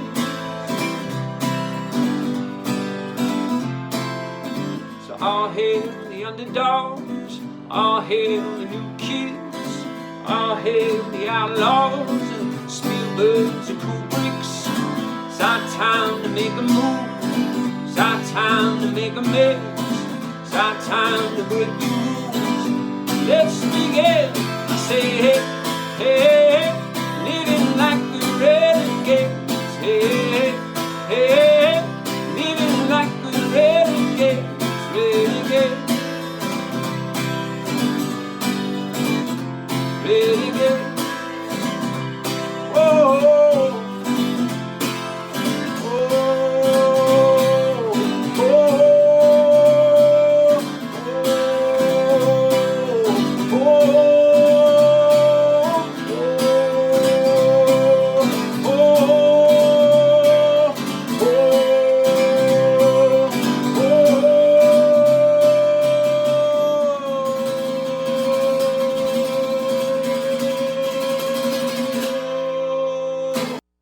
I'd like to bring in an esteemed guest and leader in the Black community from the Conference of National Black Churches, the Reverend Dr. Richardson. Thank you so much for joining us, Dr. Richardson. Now, how you doing? Your Majesty, I am glad to be in your presence. Oh, thank you. I've been inspired by your remarkable journey and your contribution to the uplift of our community. Well, I wish we were here And talking this about... tonight is in line with what I know you to be. Oh, thank you so much. I wish we were here talking about something else, but tell me, Dr. Richardson, how COVID's affected your community. Well, you know, I pastor a church in Westchester County, which is this, the New Rochelle was the center, ground zero of the epidemic in New York. Mm-hmm. And consequently, our community has been devastated was devastated by it. We've come through a wonderful series. I have to say that we've made great progress in New York, even though I'm alarmed that today we went back over 1,000 cases for the first time for a very long time. So the threat continues to be there. People were affected in our community because of the high statistics of diabetes and obesity and all of these things that serve to make us more susceptible. Right. The health system has in many ways failed the African American community, which made us more vulnerable to the consequences of COVID. So it's been impactful. It took away jobs. During the COVID, I had 3 to 5 grief calls a day. The cemeteries were overcrowded. The hospitals were, just a terrible experience to go through. People lost jobs. People had no resources. We have a food pantry. We serve more than 500 families a week, providing groceries. So there are all kinds of impacts on our communities. The despair level, the depression level is up. Right. People feel uncertain. And so it's been a real challenge. Tell me why you think it's so important that people get vaccinated.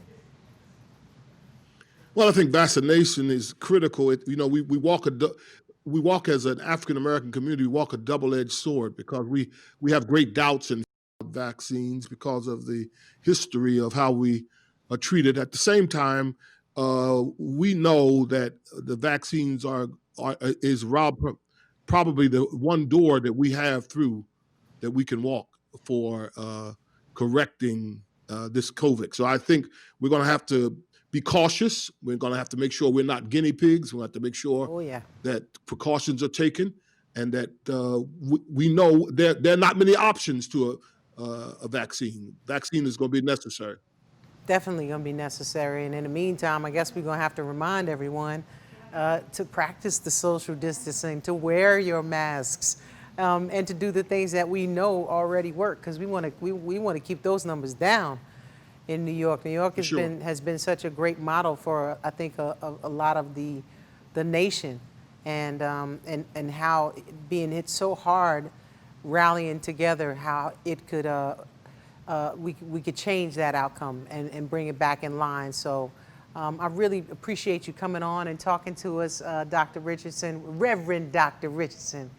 So come on. I think it's important that we also emphasize that we have to do the things we can for ourselves. Right, absolutely. To handle this. We cannot, we have to be our own advocate. Mm-hmm. And that advocacy includes going out to vote.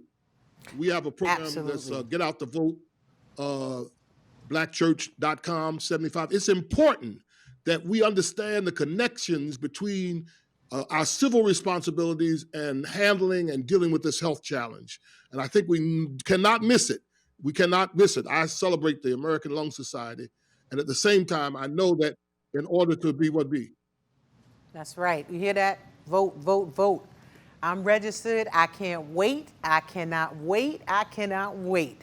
So I've been excited since I was 18 years old to vote. Now I'm still voting. My Lord. So come on, everybody. Let's go. You know what we got to do from the bottom up. We got to get bottom up. That's right. So come on, everybody, as well. We need to keep donating. We're getting up there, but every dollar makes a difference. So please click on that donate button on your screen. And now here's a little something magical. Joshua J. Hi, everybody. I'm Joshua J., and I am honored to be here this evening for the American Lung Association's COVID-19 Action Initiative. And I'm honored to share with you what I do, which is sleight of hand magic, with Lucas Sabat and his father, Clark. How are you guys? Hey guys, how you doing? Clark, I want you to say stop at any time you like. Stop. Okay, can you see that card? Yeah. Okay, remember that card? That's your card. We're about to play a game, the three of us, for money, called Josh's Poker. Here's the way it's played. I deal myself a card, and then I deal Luca a card, and then I deal myself a card, and then I deal Clark a card, and I continue in this fashion. So all the cards are dealt out. And what you guys are gonna notice that you may not think is fair is that I end up with twice as many cards as you do, but my game, my rules. And here's how the game is played. There's only one simple way to win. Whoever has Clark's card wins the money. So if it's in this pile, Luca wins the money. If it's in this pile, Clark wins the money. If it's in this pile, I win the money. And we're gonna play for $1. I'll tell you what, since you're related, you can play on the same team. Now the odds are even. I'm changing this. So now the odds are even. Instead of $1, we're gonna play for $101. $101. Yeah, $101 if it's in your pile. If it's in my pile, you guys gotta give me $101. No, that's not fair. Tell you what, I'm gonna up the ante. We're gonna play for another $100. $201 if it's in your pile. I'll give you all the cards except 2. Look at this. You guys get 50 cards. 50 cards. I just get 2, and I will show you what they are. It's the 2 of diamonds and the king of spades. Remember, I didn't see your card, so I have no idea which one you picked. But 2 of diamonds, king of spades. In fact, I'm feeling very generous. Rather than just giving you 50 cards, I'm gonna give you all the cards except 1. Now, I'm gonna make one final offer. $301 if it's in your pile. Deal or no deal? I think that's maybe the greatest deal I've ever heard. All right, then we gotta bet. We gotta bet right now. What was your card? Tell the truth. Clark. The card was the ace of diamonds. Not the king of spades. No, ace of diamonds. I win. Game over.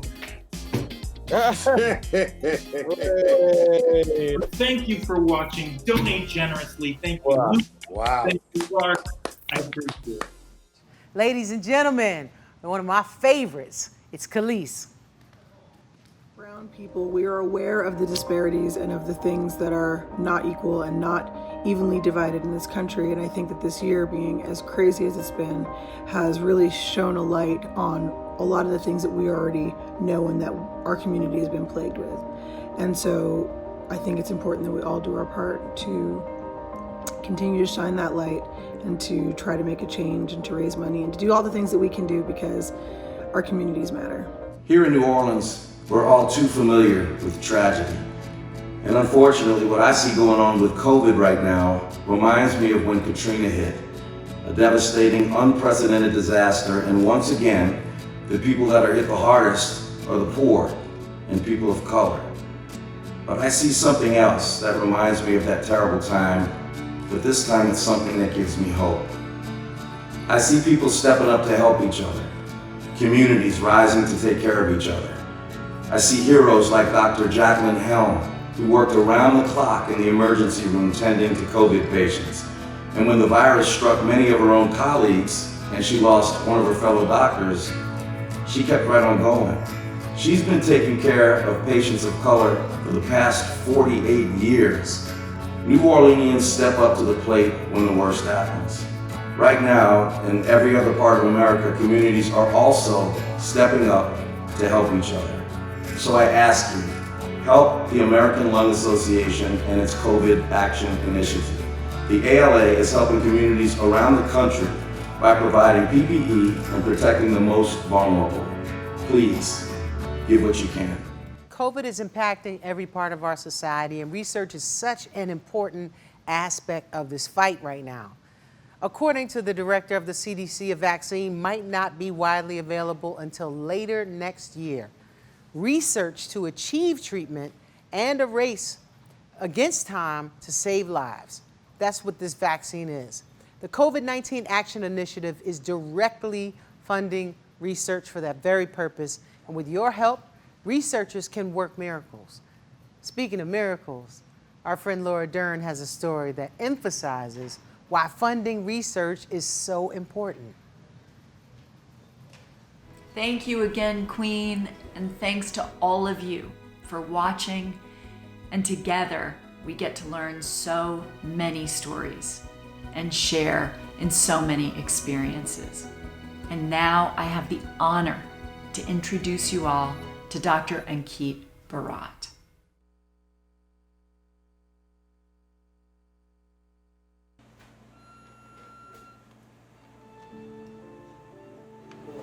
How was your trip to Tasmania? Did you have?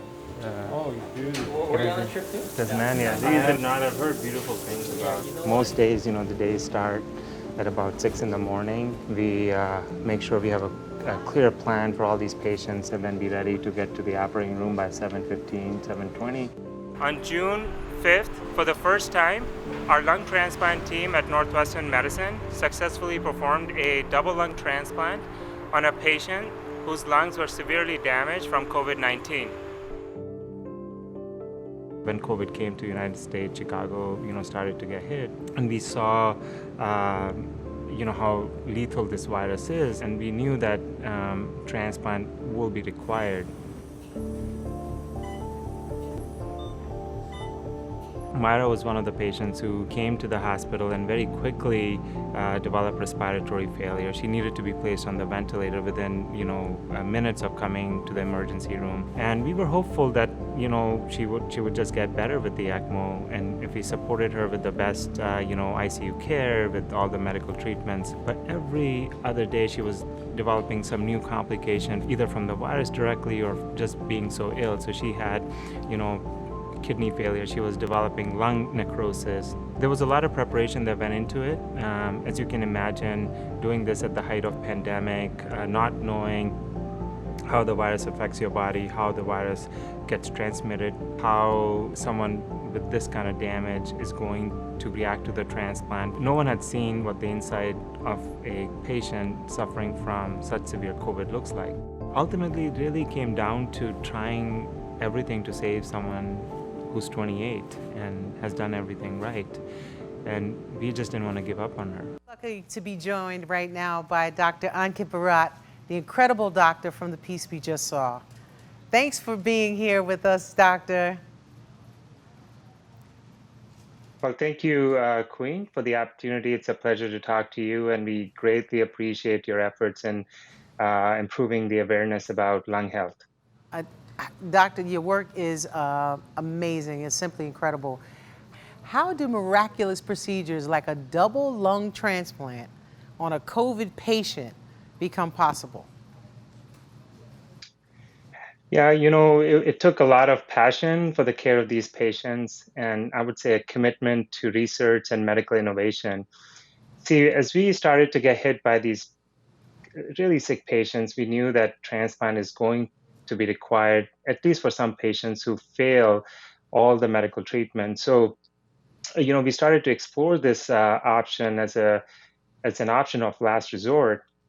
But there were a lot of questions that we needed to answer prior to doing this procedure. So, for example, we needed to know whether the patients have truly developed scarring of the lungs that cannot be reversed. Right. We needed to know if the virus has cleared from the body. We needed to make sure that these patients are not going to reject the organs if we transplanted them. And we needed to know, for example, if it's even technically feasible. So all those questions, we took it to our research labs and worked, pretty diligently. And after we got those answers, that's when we started to think about confidently performing such a complex medical procedure for some patients who are so sick. So today we have a robust research program that helps us answer those questions. But, it started off as a small program. And an early funding opportunity by the American Lung Association really helped us jumpstart the program and get us to the state we are in today. And once again, we are joined by Dr. Khatri from the Cleveland Clinic. It's amazing to hear these stories, isn't it? That the seed idea of an innovative and ingenious individual, physician and scientist, comes to the point where now you have a miracle happening.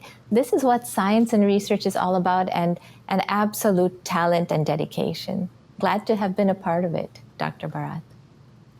Well, let's take a look at the rest of Myra Bharat's story.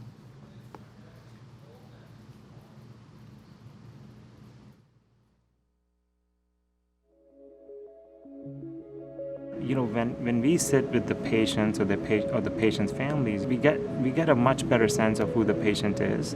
We develop that trust. We develop, a personal interaction and a connection. This pandemic, one of the toughest things for us as a physician that happened was lack of actual contact with the patient's family. We were not allowing visitors. One of the things that was so unique about Myra in her room was her family had put a number of pictures of her in her normal state, pre-COVID state. Pictures of her with her sisters, with her family, playing with her dog. And it was such a striking contrast between how she looked like before and where she was at with the COVID.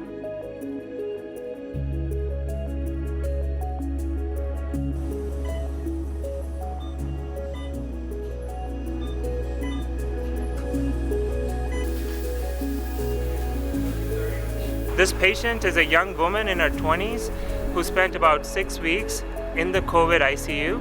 By early June, the patient's lungs showed irreversible damage and a lung transplant was her only option. I'm happy to report that the patient is in stable condition and improving every day. I knew that I was more susceptible to contracting COVID due to a suppressed immune system. I was so weak that I would just kind of fall over. I wouldn't faint or pass out, I would just kind of fall over. And so that's what triggered me to go into the ER. And then everything just happened so quickly. People were rushing me. They're like, throw this gown on, take everything off, hurry up, hurry up. It is very, very likely you will be put on a ventilator, have to be intubated. I really wasn't sure what that meant. I thought I was gonna be there for 3 days and, recover and come out, good as new. Yesterday, she smiled and told me just one sentence. She said, "Doc, thank you for not giving up on me." As healthcare providers, there's nothing more gratifying to hear. This is why we do what we do. Oh, Dr. Bharat is, my godsend angel that saved my life. He is the reason I'm alive today. He went above and beyond what a surgeon's, scope of work is. If you're with Dr. Bharat, he makes you feel safe. He will do anything in his hands to make sure that you're okay. One of the big reasons why we are able to take on some of these complex cases is ALA funded me. We have not just the clinical innovation, but also the basic science innovation. So we can take that clinical problem to our lab and try and find solutions to that and then bring it back to the patient care. I've done almost 4,000 procedures in my career so far, and Myra is one of the patients I'm most proud of. Just her strength, where she's at now and where she was right after the surgery. She's made such a dramatic progress. I could not be more proud of Myra. She, in fact, visited one of our COVID transplant patients recently, and they got so much strength to seeing her and talking to her. To me, it may not seem like, okay, I went through this and, it's part of my life and maybe it's not worth sharing to anyone, but it's just little things like simply just telling your story that can impact others' lives as well. Yeah, to see her with the patient that we recently transplanted, to see, my first COVID transplant patient inspiring hope and giving strength to one of my most recent patients, that was one of the best days. Amazing, amazing. Dr. Khatri, how does the American Lung Association power research like this? And what does their support mean for doctors and researchers? It means a great deal. And in fact, the American Lung Association has a very broad view of how it's looking at things.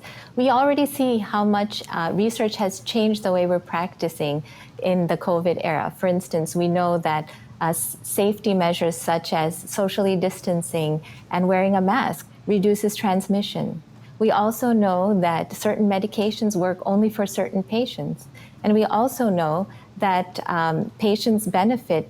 Some of them do well, and some of them don't do as well. So what are these differences from?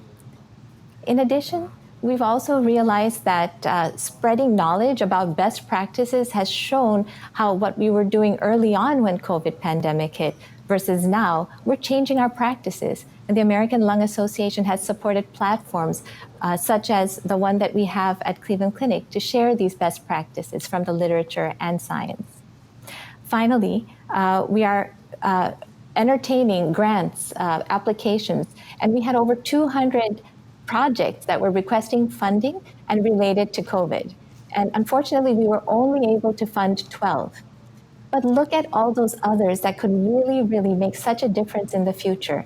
The funds, some of the funds raised from this telethon can actually go back and perhaps fund some of that research. So the options are limitless. We can be innovative. We just have to do it together. Yes, everybody, please, please donate so we can continue to fund this research. Dr. Barat, what's next for you? A triple lung transplant? I mean, come on, man. That's amazing. Yeah.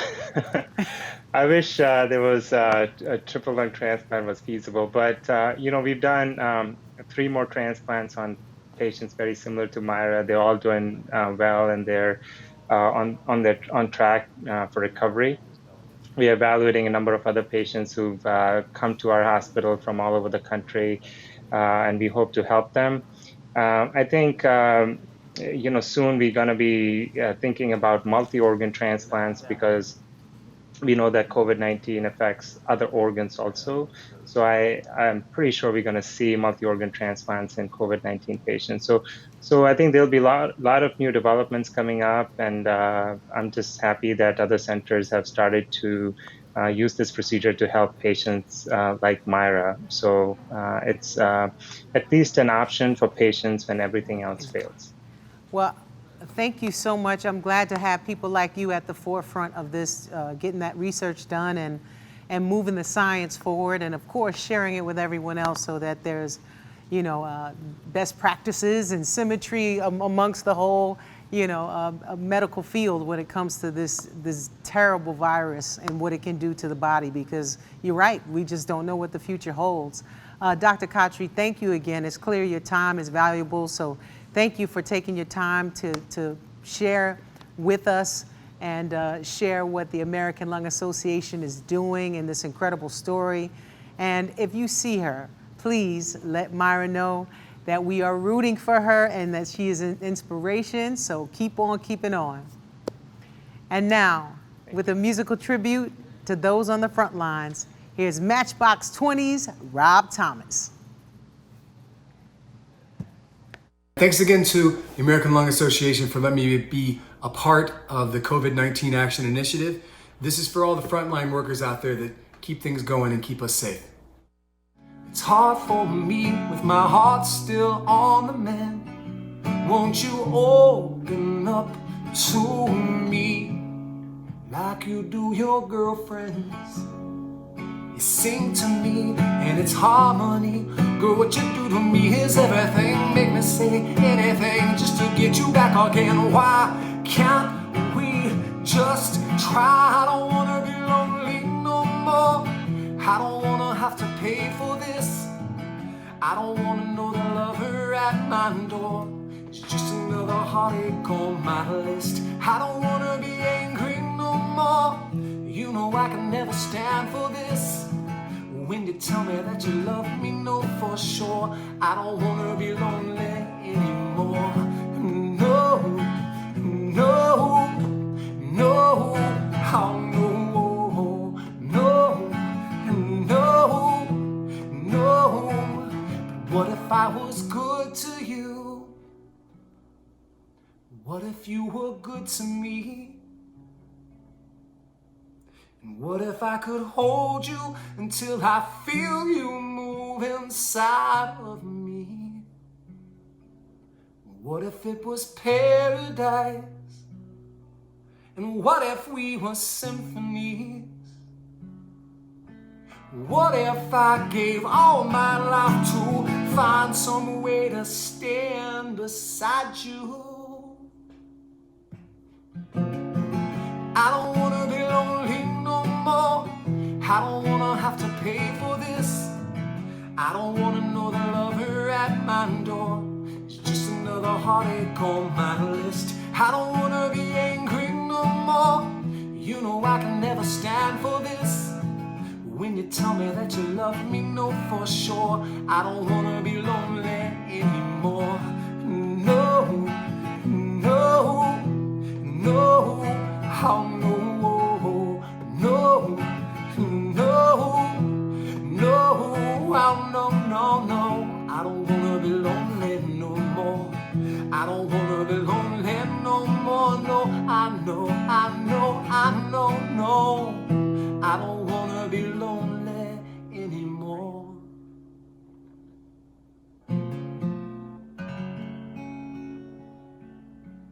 We want to offer a huge thank you and our eternal gratitude for all of the frontline workers, all of our essential workers, those doctors, nurses, and everyone that it takes to keep us all going, to keep us healthy. Thank you, thank you, thank you, thank you.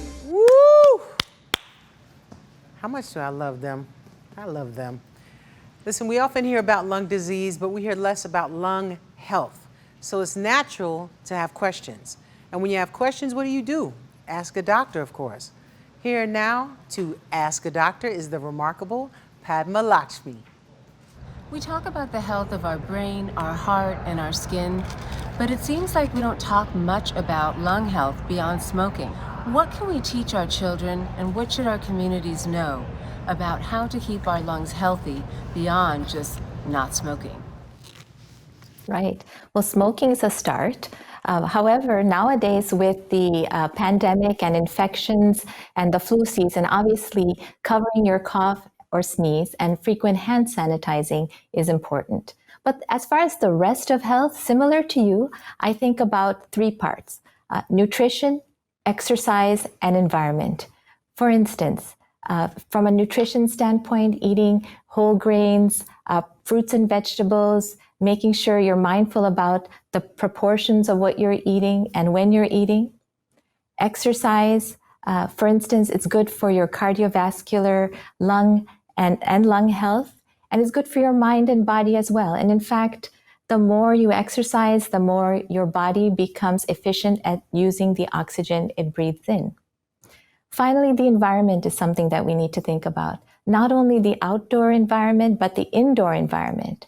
Obviously, there's increases in air pollution in certain areas, including with the wildfires. You want to be outside and exercise, but you need to be mindful about where you're exercising and what the air quality is. Finally, one of the things you mentioned, smoking. Smoking is probably one of the worst indoor pollutants. People say they'll smoke in the garage or they'll go elsewhere, but they bring in those fumes with them, and that's very harmful for children. So everyone can just embrace all of these items to just be healthier from a heart and a lung standpoint, and then everybody around you will be healthy too.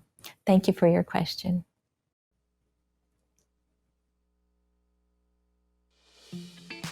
Hi everyone, thank you again for joining us from your living room to mine. Here's one thing I can share, and it's a bit of an experiment, so bear with me. There is proof, and the American Lung Association will tell you this, that breathing matters, and it matters more than ever. It enhances sleep, it helps reduce stress, and most importantly, it's also helping our lung function. I don't know if you just heard my dog bark, but he's really into this too. There's an easy, simple breathing technique. It's 4, 4, and 4. We breathe in for 4 beats, in through our nose, hold the breath for 4, and then breathe out through our nose for 4. So let's try it.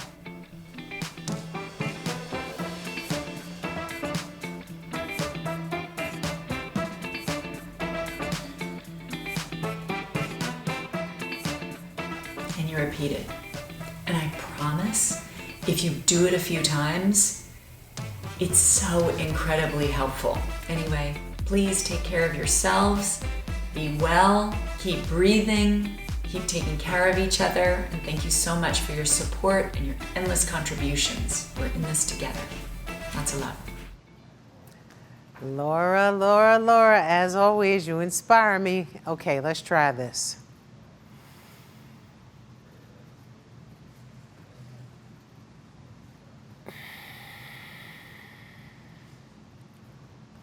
Man, I'm feeling so relaxed. Wow. Jeez. Oh, sorry. Whew. I almost fell asleep there. That's so relaxing. But don't get too relaxed. Keep those donations coming. I see you, Lamont W. I see you, Pat Z. Oh, Kelly B, thank you so much for helping save lives. And now, you know, on the Oscars, when they have the head of the Academy come out, well, this is sort of like that, but for lung health. Here's the CEO of the American Lung Association, Harold Wimmer. Hello, I'm Harold Wimmer, the National President and CEO of the American Lung Association. I'd like to offer a huge thanks to Queen Latifah for partnering with us and hosting this important event. I'd like to thank all the celebrities, doctors, and special guests for joining us and dedicating your time to such a momentous cause. I'd also like to thank all of you who donated to Act for Impact and our COVID-19 Action Initiative. It's donors like you that have allowed the Lung Association to do what we're so passionate about for over 100 years, working toward a world free of lung disease. While this pandemic has had an overwhelming impact on our country, it is communities of color that have been hit the hardest, and this is not a new phenomenon. Those in public health have been aware of these disparities for years. COVID-19, however, made it impossible to ignore. Since its inception, the Lung Association has worked to level the playing field.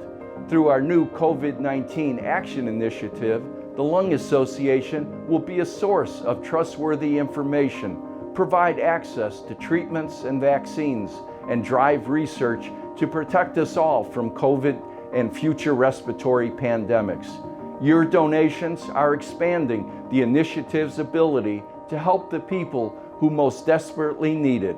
Together, we will put an end to COVID-19. To donate and learn more, visit lung.org. Thank you. Our live stream benefit. I would like to show my infinite gratitude and thank all of the healthcare workers, the essential workers.